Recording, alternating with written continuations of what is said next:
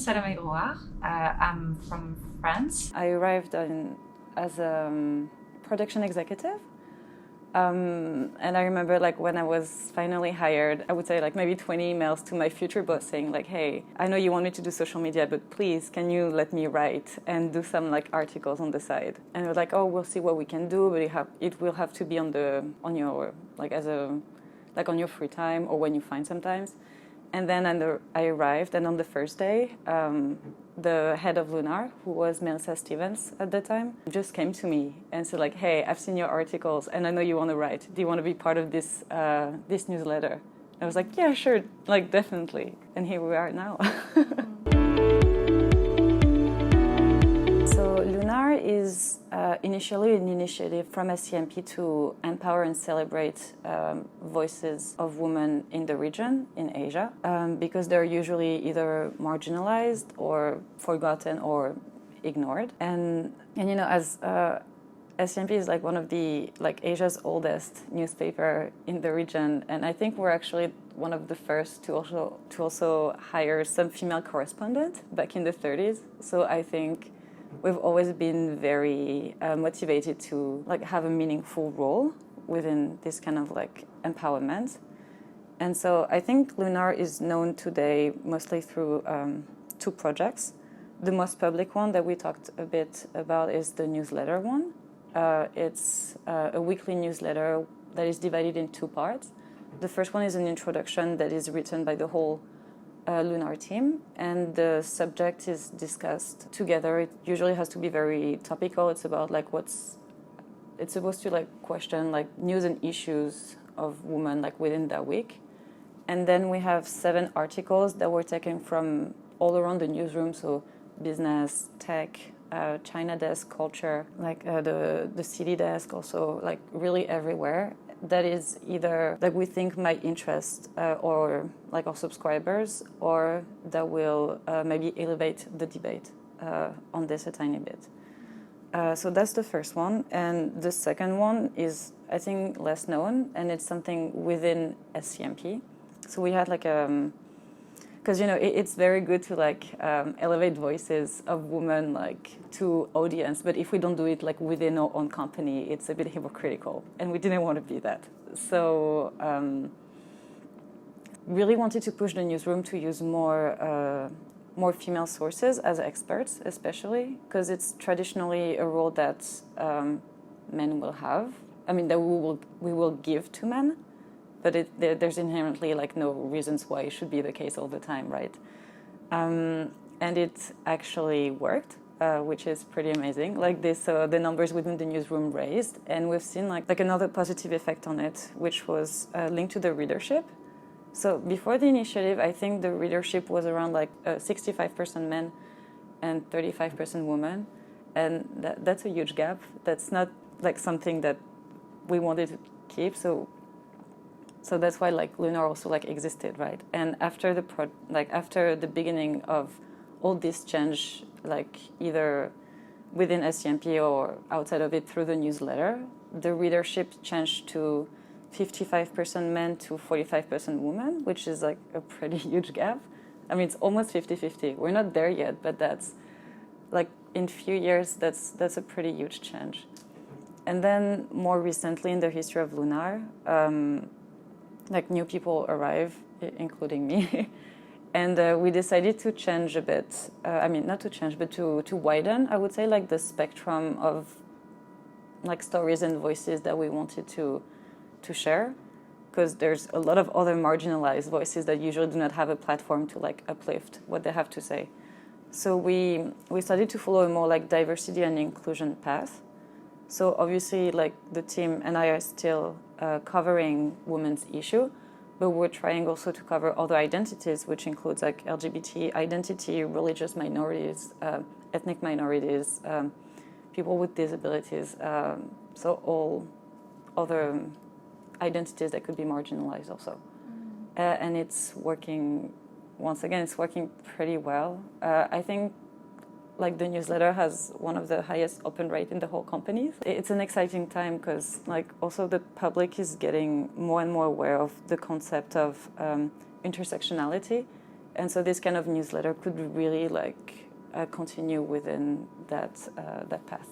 Well, there's this saying that says women are making 50% of the world's population, but are treated as minority, which is true to an extent. But then there's also some women that are discriminatory against some other minorities. So the goal is not to uplift just women. Women is not we can be more deep than that.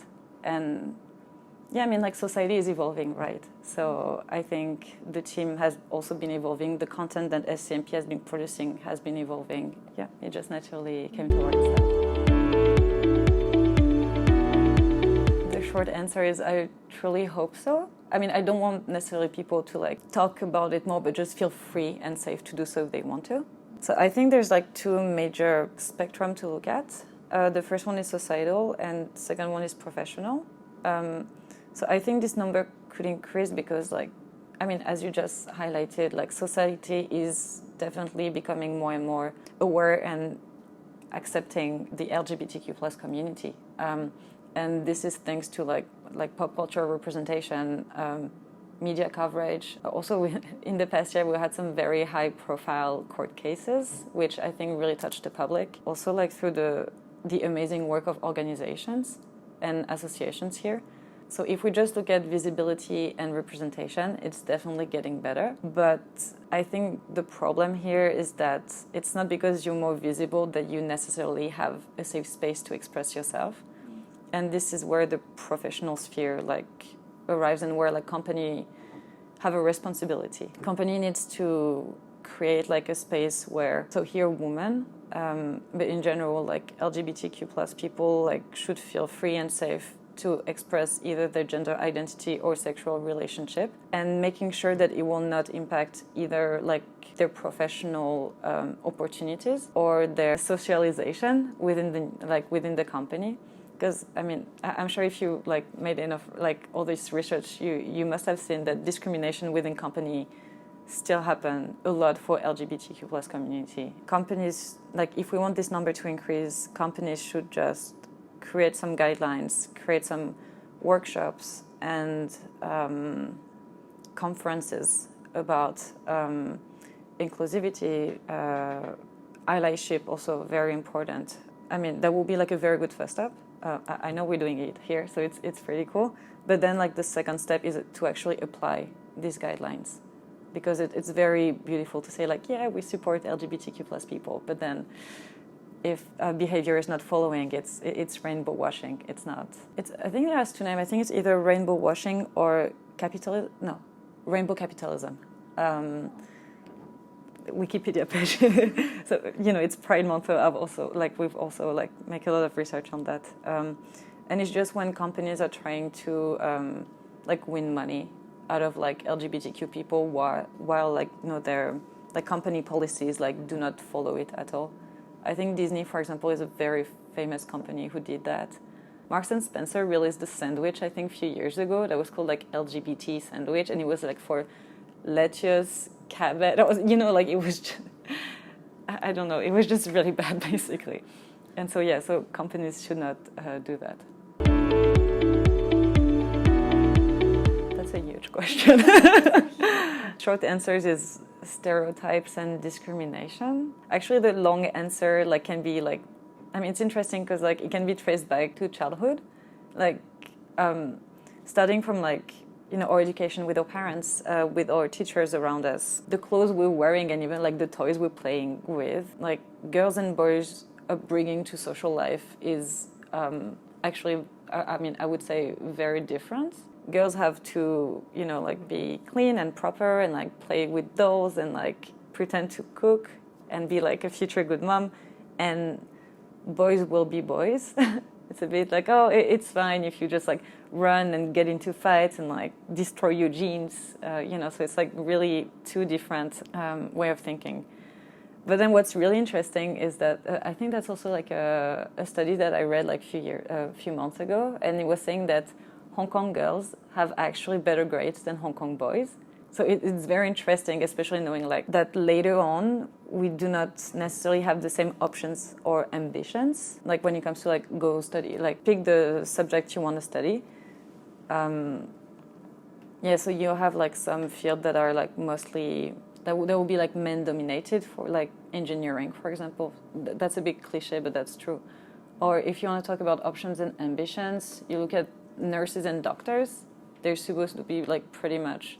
You have like more nurses that are female and more doctors that are male, and that's just because we're not influenced to have the same ambitions in life. Women are just not seen as good leader in general because we're emotional. Because I mean, apparently it's quote unquote. I'm not saying that. Because we're supposed to be emotional, because we're supposed to be future mom, or we already are mom, and so we're not a good value for the company.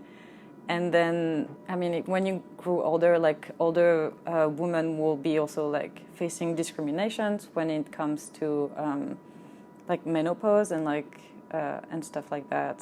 So during this, during our life, basically, like women are subjective to more subjective criterias and characteristics that are actually not proven or anything than men in general. I think it was Kellogg College or something, Kellogg School? Yeah, Kellogg School, that proved that people in hiring process have a tendency to hire people that reminds them of themselves. And so at the end of the processes of hiring, if a man needs to hire someone else, statistically speaking, he will be more likely to hire another man. And same with promotion. So this is potentially why in Hong Kong, less women are promoted to such high positions. So, I mean, it has definitely evolved, but I think we have like two different trains with two different speed. We have, I think, in terms of like law and governments, some laws have been passed which are definitely helping to LGBTQ plus empowerment. So same-sex marriage is now recognized in Hong Kong if it was done like somewhere else, basically. It's still a first step. Also, like transgender people also can now change like their sex and gender on their ID card, but only if they went through a full transition, which includes sex affirmation surgery. That's very small steps, but that's still a first step, which is it's always good to take, right? But then, like, as usual, like, I would say that civil society always moves faster than governments and laws on this kind of issue. And I think the way Hong Kong see and perceives and supports LGBTQ plus people has definitely evolved way more, and in a pretty positive way. Once again, like, representation in like pop culture media has increased. Associations are doing now pretty like amazing work on promoting and especially educating people. And I think that's maybe one of the biggest marker on that is that cisgender and straight people are willing to get educated on this subject, and that's really the proof that things are evolving.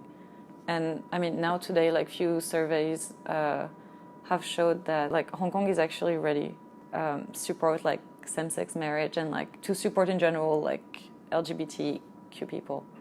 It's just that now governments and laws have to move forward too. And obviously, like, maybe with, like, you know, the new government, the new chapter in Hong Kong with John Lee, we can still hope, you know, maybe it's going to happen. That's a very big question, and that's very complicated to predict. I think there's like two dual identities in Hong Kong that will just that make it a bit complicated to predict. One is like the international hub and side of Hong Kong, where diversity can be a strength, where we want, like, I think the city wants to attract like a lot of like young, dynamic people from different places and different backgrounds in the world. And obviously, I think this side would definitely support gay marriage. But on the other side, we obviously have a more conservative, I would say, force that, according to them, for example, like Hong Kong and Chinese value and Confucian value in general are not compatible with LGBTQ plus people. Obviously, like, what have been happening recently with civil society through and after the protests makes it also a bit more complicated to know like what we can ask or not. Adding to that, I think like it depends also to what extent like the Chinese government will influence the Hong Kong one, because things have been a bit complicated over there for LGBTQ plus people. I don't know. I really hope like we get over that at some point, because it's, you know, it's not about like us versus them all the time, and it's not always about like traditional versus modern, but it's also about like the actual like well-being of individuals, and especially like sometimes their survival. It will be good to have like a reuniting force. But also, like when we talk about gay marriage, like there's so many other laws that need to be passed in Hong Kong. Like there's still like no real laws about like discrimination when it comes to like gender and like sexual minorities. Conversion therapies are still allowed, also still legal. So there's a lot to be done when it comes to laws. So I don't know if Hong Kong is going to be the next one, but we can try to take advantage of our government, which the past government has been surprisingly a bit more progressive than some other governments in the region. So, yeah, I think we just need to see what the next government is going to do also, because it will influence definitely also the public opinion on that. Huge question. Yeah, I like a point that you mentioned about like history, and that's true. Like I think like history like all around the world has kind of erased like LGBTQ plus people like from history, but we've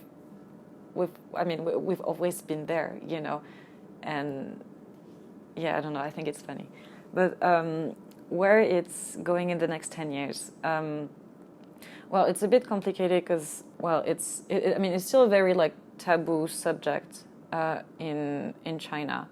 I mean, some people are still going to prison for it in some places, which is extremely worrying. And recently, like there has been like a crackdown on, you know, on tech, on like what was it again? Like video games, a lot of education. I mean, a lot of different sectors that involves the youth and how the youth is gonna grow up, I guess, in China.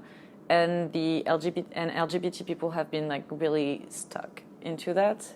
I mean, they've been like really targeted into that. I mean, the Shanghai Pride, which used to be like a huge event, has been cancelled since a few years ago. You had this also ban on CC idols very recently. So it's like male idols that are too feminine are not allowed to like appear on TV anymore. I mean, they're asking them not to appear on TV anymore. You have few also like LGBTQ plus group on social media, including Weibo, that have been shut down, because I think that the new way of seeing it is it's not compatible with traditional Chinese value, and so I think LGBTQ plusness is really portrayed as something from the West by the government, but on the other side. There's still like a huge like LGBTQ plus community in China. I think they're around like 70 million. So it's 5% of the population. So that's, I don't know, I found this number absolutely huge. And we're talking about generations that have been living with like censorship and like from like either like social media or government for their whole life. And one of my colleagues wrote this really interesting article about how LGBTQ people in mainland China are trying to not reject, but I would say like get more far away from like the Western model of I would say like getting visibility as LGBTQ plus people, as since restrictions are so important in China when it comes to queerness, then we can't use what they describe as like the flamboyant Western way of celebrating, for example, like celebrating queerness, for example. So, yeah. I mean, you know, being like part of the LGBTQ plus community is like, it's a huge spectrum. So the way to make it visible and claim this identity is also really diverse. And yeah, I just hope it's going somewhere, basically. But I'm counting on the people over there. Like, they're trying to find solutions. I think it's just very complicated to figure out like this one way that works. It's gonna be like few thousand different ways that will eventually work for common good, I think.